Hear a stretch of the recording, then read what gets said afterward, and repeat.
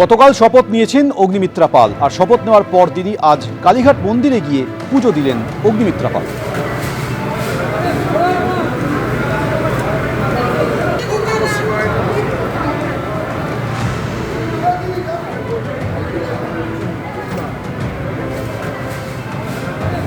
জেতার পরেই কালীঘাটে বিভিন্ন মন্দিরে, কালীঘাট মন্দির এবং তার আশেপাশে যে মন্দির রয়েছে সেই মন্দিরে অগ্নিমিত্রা পাল তারা যারা সমর্থক থেকে আরম্ভ করে কর্মীরা তারা কিন্তু ইতিমধ্যে দেখা যাচ্ছে যে পদ্মফুল দিয়েছেন।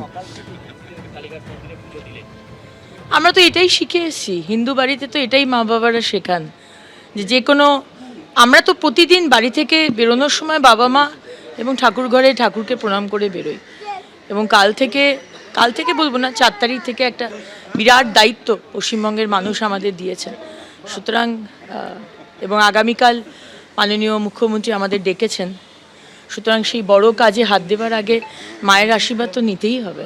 কিভাবে লড়াই করতেন প্রত্যেকটা বুথে বুথে গিয়ে এই যে ডবল ইঞ্জিন সরকার শুরু হলো, এবার সাধারণ মানুষকে কি বলবেন, কিভাবে তাদেরকে অভয় দেবেন এবং তাদেরকে এই গুড মানে একটা ভালো একটা সরকার দেওয়ার জন্য আপনাদের কি ভূমিকা থাকবে? আপনি তো মন্ত্রিসভার ইতিমধ্যে শপথ নিয়েছেন। প্রথম ভূমিকা হচ্ছে, আমার মাননীয় প্রধানমন্ত্রী আমাদের বলেছেন ভরসা ইন, ভয় আউট।